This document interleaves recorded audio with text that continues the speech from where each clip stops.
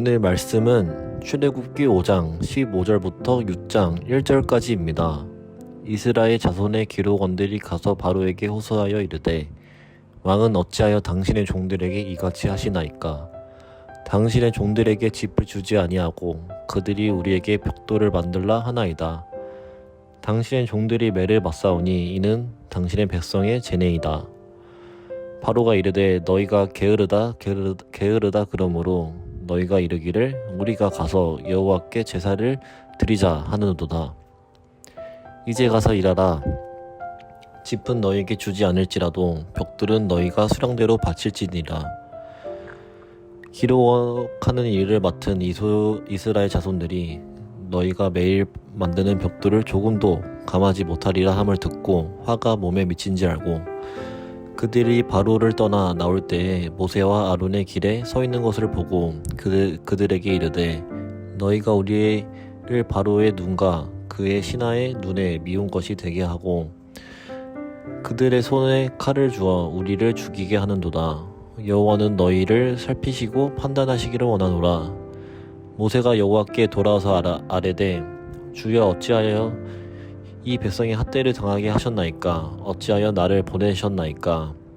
내가 바로에게 들어가서 주의 이름으로 말한 후로부터 그가 이 백성을 핫대하며 주께서도 주의 백성을 구원하지 아니하시나이다. 여호와께서 모세에게 이르시되 이제 내가 바로에게 하시는 일을 내가 보리라. 강한 손으로 말미암아 바로에게 그들을 보내리라. 강한 손으로 말미암아 바로가 그들을 그의 땅에서 쫓아내리라. 아멘.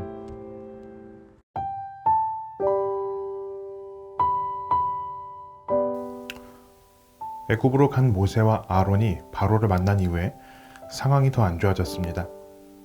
바로는 이스라엘 백성들의 노동을 더 고되게 만들었고 백성들은 힘겨워했습니다. 할당량을 채우지 못하면 이스라엘 자손은 바로가 세운 감독들에게 매를 맞았습니다.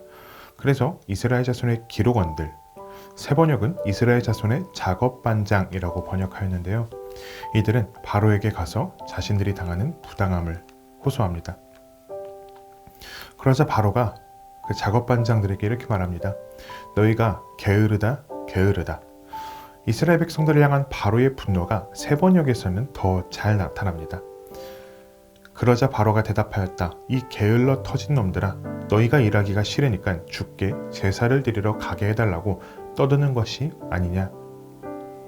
그러면서 바로는 그들의 호소를 들어주지 않습니다. 작업반장들이 바로의 앞에서 물러나 나오는 길에 모세와 아론을 만나자 그들에게 이렇게 말합니다.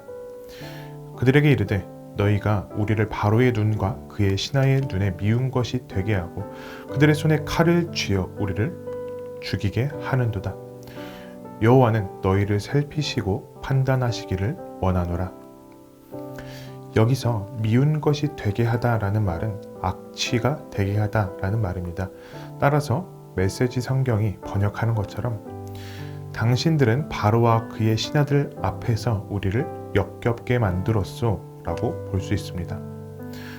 백성들이 자신들을 구하러 온 모세와 아론 때문에 노동의 강도가 올라가자 그들을 비난합니다. 그런데 여기서 제일 답답한 것은 모세일 것입니다. 모세는 하나님께 순종하면 하나님께서 바로 그들을 구원해 주시리라 생각했겠죠. 그런데 하나님의 뜻은 그렇지 않았습니다. 순종했는데 오히려 더 악화되는 이 상황, 이러한 상황은 우리의 삶에서도 빈번히 나타납니다.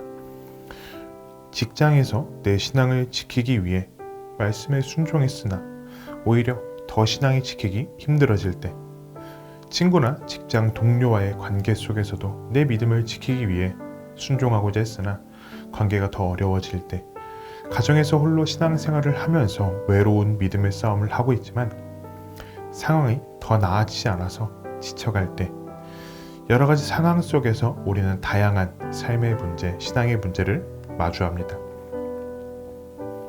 순종했지만 하나님의 구원이 나타나지 않을 때 우리는 모세만큼이나 답답할지도 모르겠습니다.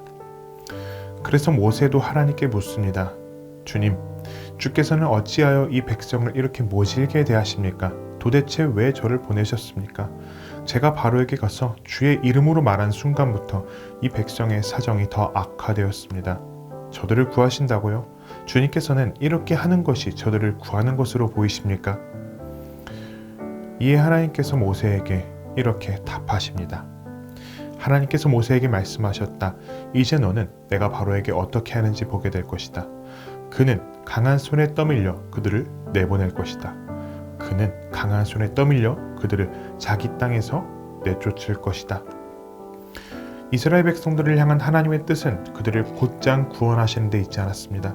하나님께서는 그들에게 하나님의 강한 손의 힘을 보여주셔야 했습니다. 이스라엘의 작업반장들은 모세와 아론을 향해 이렇게 불평했었죠. 그들의 손에 칼을 주어 우리를 죽이게 하는도다. 그들의 손에, 그들은 바로와 그 신하들의 손을 두려워했습니다. 그러한 그들에게 하나님께서는 진정으로 두려워해야 할 손, 그들이 두려워하는 그 손에서 그들을 구원할 하나님의 강하신 손을 경험하게 하시기를 원하십니다. 오늘 말씀을 보면서 우리도 순종을 두 가지로 이해해보고 적용해보고자 합니다. 첫째는 기다림 또한 순종이라는 것입니다. 우리는 순종하면 상황이 더 괜찮아지겠지, 관계가 더 좋아지겠지, 순종했으니 회복되겠지 라고 생각하면서 결과를 기대하게 됩니다. 그러나 그 결과가 곧장 나타나지 않을 수 있습니다. 어쩌면 그 기다림은 하나님의 강한 손을 경험하기 위한 우리에게 주어진 기다림의 시간일 수 있습니다.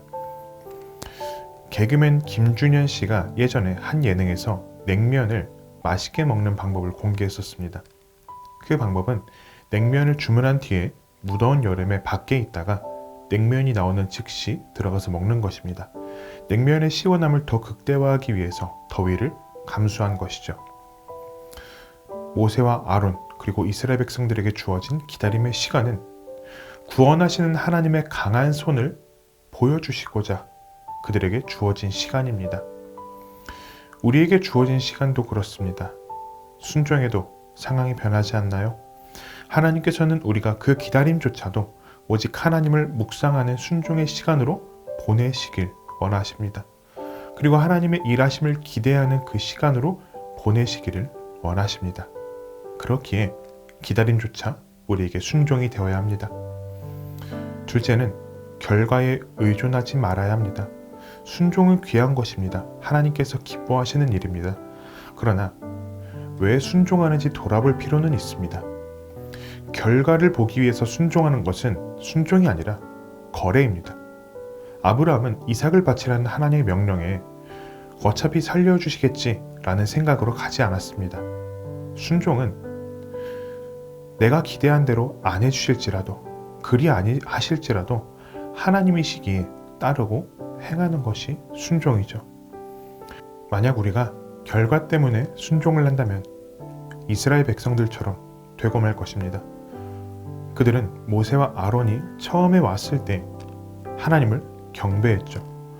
그러나 하나님의 구원이 눈에 보이지 않자 그들은 곧장 모세와 아론을 비난합니다. 결과만 기대하게 되면 결국 우리는 지쳐버리고 맙니다. 그러므로 하나님을 향한 나의 순종이 결과에 의한 순종인가, 믿음에 의한 순종인가 돌아보면서 결과가 아니라 하나님 때문에, 하나님께서 이것을 원하시기 때문에 순종하며 계속해서 믿음의 길을 가는 성도가 되어야 합니다. 말씀을 생각하며 함께 기도하겠습니다. 한순간만 순종하는 것이 아닌 나의 모든 삶이 하나님을 향한 순종이 되게 하소서. 나의 순종의 이유가 결과가 아니라 하나님이 되게 하소서. 오늘 하루도 하나님께 순종하며 하나님과 기쁨의 교제를 누리는 청년 가족이 되기를 바랍니다.